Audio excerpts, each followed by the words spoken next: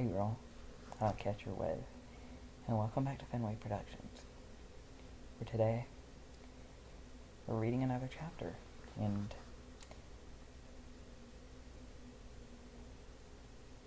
I assure you that you guys are not the only ones who are getting bored of this story on the channel, because that's literally like all I do, because I only have like time for one video, because school be hard sometimes, right? So yeah. So I only have time for one video, and like I said, I'm trying to get this story done as quick as I can, because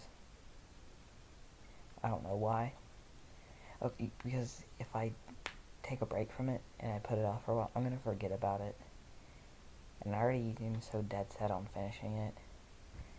But then what's the point in not? You know what? I came all this way for nothing. I'm not gonna let him win. I'm not gonna let Author Man win. What is his name? What is his name? Phantom Shadow. That's his name. I'm not letting you win, bro. I'm not. Should be chapter 18. Incertitude. Incertitude? I think I said that right. Okay. Renee watched as our sister began making her way towards the schoolhouse. All the while she kept her distance, making sure that Sweezo didn't see or hear her presence. The curiosity and suspicion was overclouding her judgment now.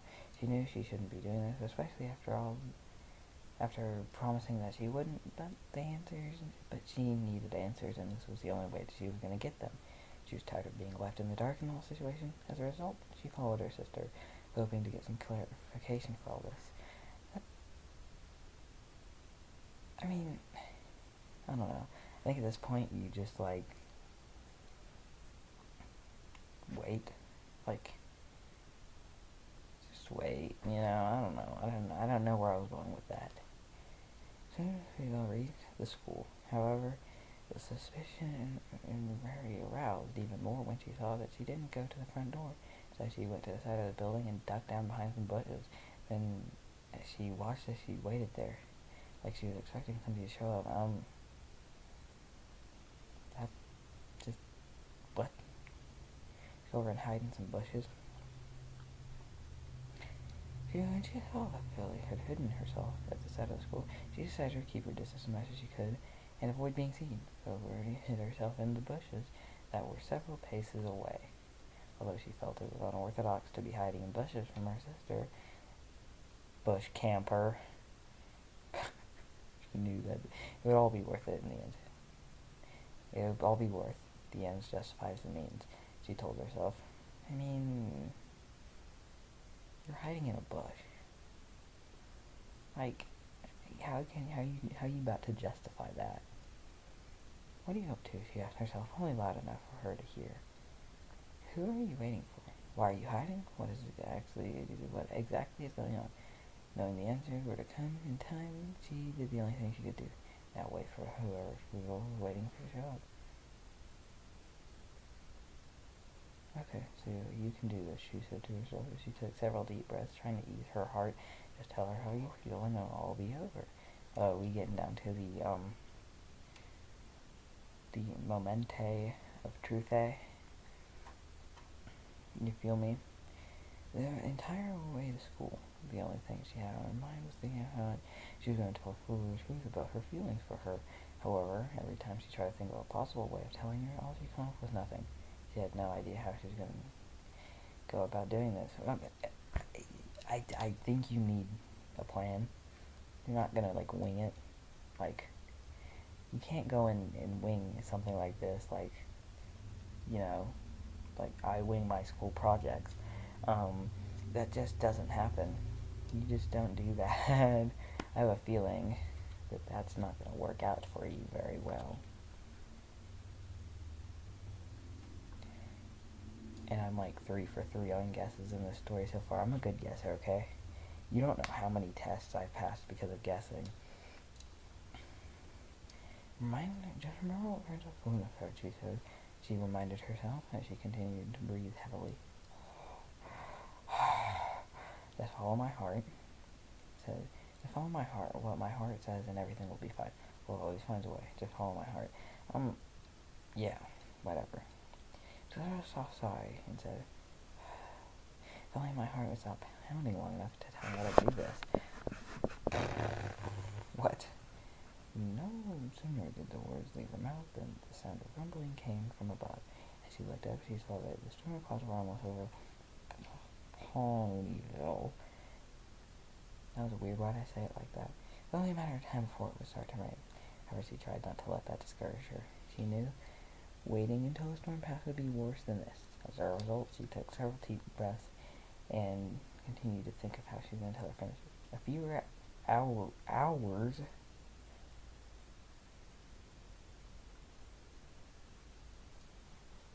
Hours? She was just sitting they were both just sitting in bushes for hours. Hell, I can barely sit still for a minute. How? Could you not have waited a little bit? A few hours now had passed now. Pasted. I think he meant to put another S in there. Unless pasted has pasted. Now I can't make fun of him anymore. If that's a word you use for that, I doubt it. And first we felt the anxiety of what she was about to do began to overflow her body. Probably because you were sitting in a bush for like fun hours. Her breathing was heavy, her eyesight was dulled. I don't think that's normal. Her heart was racing. Over the course of a few hours, my gosh, he didn't just make a mistake. Simple error there. Like, he meant a few hours. Oh my gosh. You got a lot of patience. Both of them do. Oh my gosh. She tried her best to think of a way to tell her friend the truth. However, in those few hours she waited, she still came up with nothing. Maybe this isn't a good idea, she thought to herself. Maybe I should just forget the whole thing and wait a little longer too. Before she could even finish a thought, she was startled by the giant school bell began ringing. Because of plot convenience. That wasn't cliche at all. At this point, it's too late to back out. No, it's not. No, it's not. You can just walk away. Yeah, kids are still walking out of school. You can back out. Yeah, it'll still be weird, but it's less weird than what's about to happen. There was no turning back. She had to face this now, or let the panic destroy her until the incoming storm passed. How long can a storm last? Like, a few days? I've never had a storm that lasted a few days.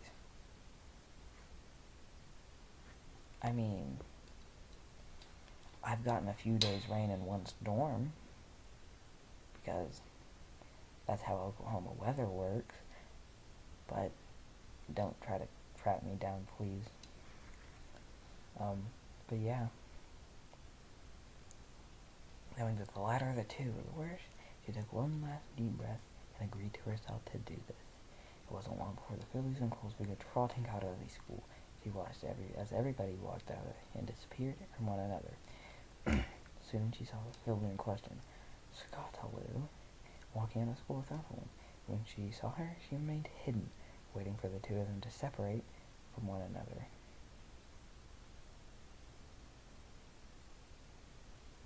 No, I didn't mean to do that. Waiting for the two to separate from one another, all the while her heart was pounding in her chest, hurting her rib cage. Again, don't think that's normal. I'm just kidding, I've had that happen to me before. I'll see you tomorrow. Now, says who began trotting over to the other side of the school towards her scooter. See you tomorrow, Honey said as she began walking away from her friend. Viola watched as Apple began walking away. Then she directed her attention to school. He was putting on her helmet. He was and was getting ready to leave via her scooter. Convinced that the earth was only the start of earshot, she trotted from the side of the school and approached the scooter. I mean, yeah, the other one is, but you have the other people leaving the school who are, I mean, feel me? Hey, school, she said, almost in a whisper that she didn't intend to make. Hey, school. How do you say something in almost a whisper? Just like, hey. I don't know. Immediately, Susan raised her head up and saw the uniformed filly approach her. As she did, a smile came across her face. Hey, Squeal, she said, as she got off her scooter. What are you doing here? I thought Ruby had you under house arrest for a while. Did you sneak out or something? That would be wicked rad, dude, if she snuck out. Dope, bro. Maybe her letting out of house arrest was meant to. Maybe that was plot convenience too. My voice is kind of cracking a little. She did, with her voice still low. All the miles she tried her best not to maintain eye contact with her, at least not yet. And no, I didn't. She let me out earlier than she planned to, which is good, I guess. I have to speak low because that's how she's speaking. That's great. She smiled. Replied with a smile still on her face. What are you doing here? Well, you see, she stammered, directing her attention to her clothes. I wanted to, talk to you about something, if that's alright. I'm sure. Was it because it's silly? Yes, what's up? Can we talk somewhere more private? Just say it. Just do it. You don't need to be in a private place. Just do it. Just fucking do it. Okay, she said, her eyes slightly squinting. We can go to my house. That seems private enough to me. House. Actually, can we go somewhere, more private? Looked after herself on her chin. She didn't know anywhere that anyone more private than her own home. Before she fathomed another thought on the location, she decided to task the only question that came to mind. Why? She asked, her eyebrows furrowing. What's going on? It's private, The unicorn coat still not looking at her. I'll tell you. We need to be alone.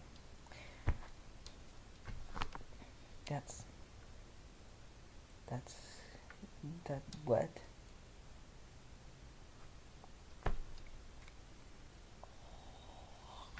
What? You're just making it weird. I don't think you... Look, this is already gonna be weird enough for you, but I don't think you wanna,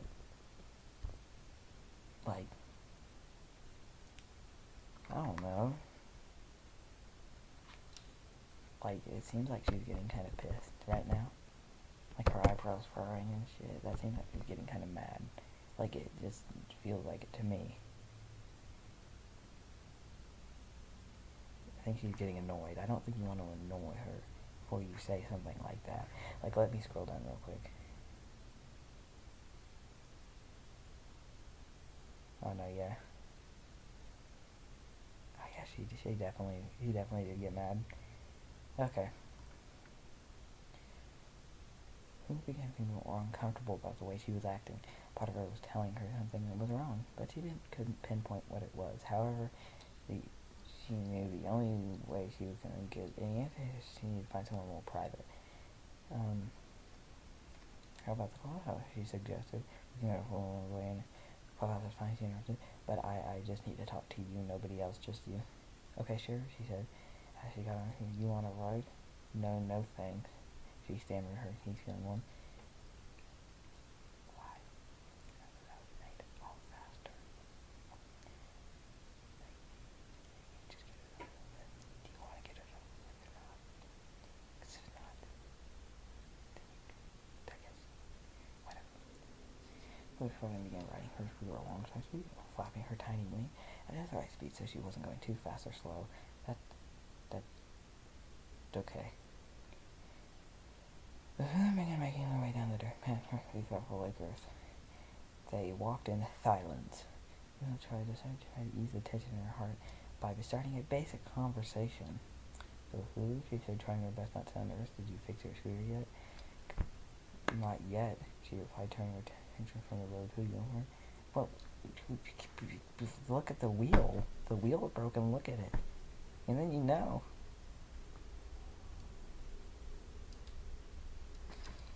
And then why are you riding it?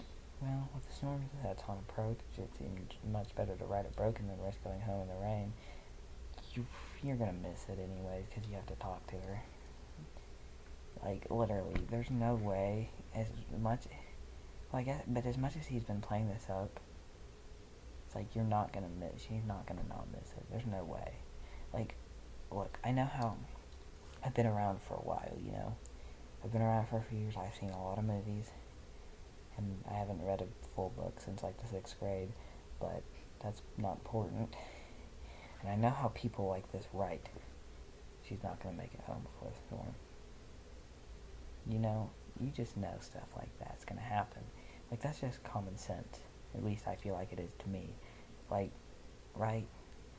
Please don't tell me I'm the only one who thinks that's, like, a normal thought to have. Oh, was the only response we all could say to her. Unfortunately for her, she didn't have anything more to say. What made it even worse was that she felt the weight that was beating down on her. It was enough to make any train of thought she had vanish in a second. See, look, she seems agitated. With nothing more to say, who raised her eyebrows once more before she shrugged her shoulders and focused her attention on the main road. All the while, the suspicion she felt continued to flow through her body. Something didn't seem right about all this, but she decided to go along with it. Maybe she's going to tell her something about Scott. She figured, not wanting to get her hopes up, just have them crushed in the end. She rode next to the unicorn. Silence dawning on both of them. Silence had already dawned on them. They were already...